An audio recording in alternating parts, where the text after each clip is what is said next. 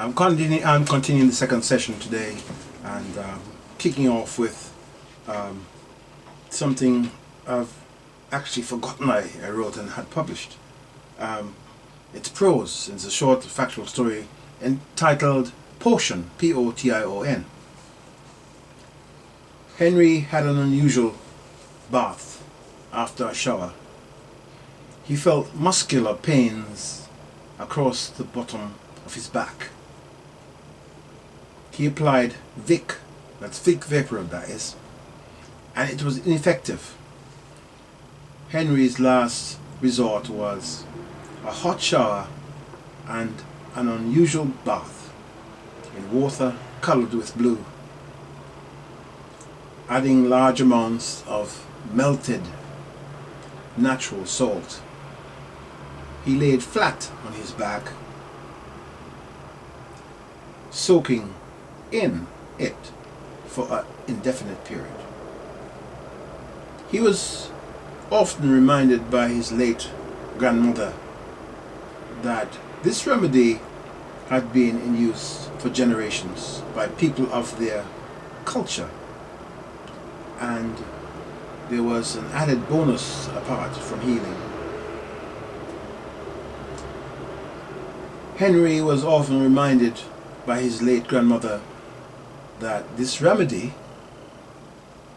had been in use for generations by people of their culture, and there was an added bonus apart from healing. Yes, reading that again. Henry was advised only to disclose this treatment to those who believe it works. Obtaining the ingredients wasn't easy. What he was using was sent from England. It was a little after 3 a.m. Henry cleaned the bathtub after he showered, and blocked the outlet before he turned water on from the hot and cold taps. To half fill the bath, or the tub rather, he emptied the solidified blue from his paper wrapping into the water. It dissolved quickly. He poured in 2 tablespoonfuls of natural salt and used both hands to stir the mixture after the water became tepid, T-E-P-I-D. As he laid on his back in the bath tub, intermittently scooping water into both hands and pouring over unimmersed parts of his body, he thought about the inevitable release from the burden of his back pains. Achieving that would be sufficient, he thought, and he also surmised it to be adequate luck. And following that is another story, and this story is based on my late mother, Sarah, and I'd written this as well and had it published as well. I've forgotten all about it. Sarah is adamant. Henry was upset. There was no excuse for her behavior. For the second time in 2 days, he attempted to communicate with Sarah. And this time her voice was louder and contemptuous. He had known this lady all his life. In fact, it was she who conceived him. Maybe it was time for him to yield, to do what she wanted him to do, and make more effort to know what upsets her and what doesn't. He could write, send her roses, be more compliant,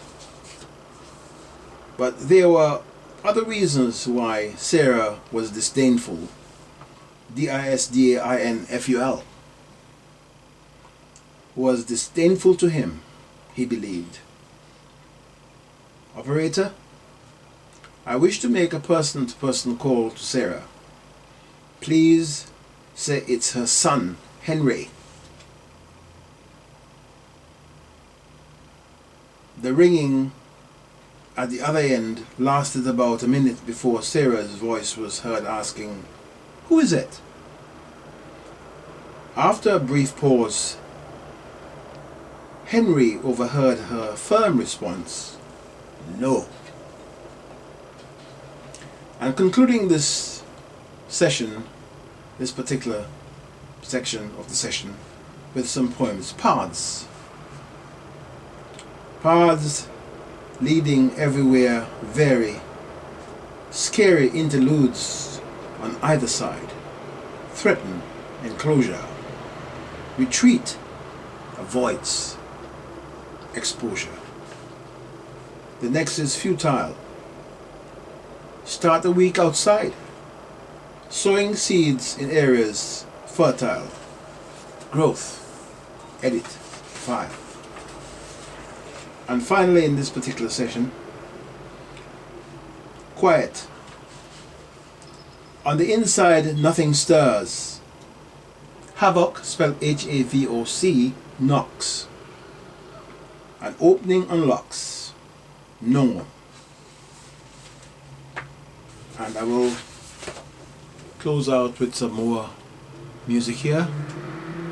And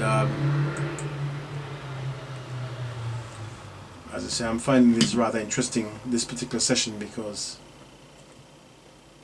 some of these things I'd forgotten I'd had them. And you know, it's good to rediscover things which you feel good about.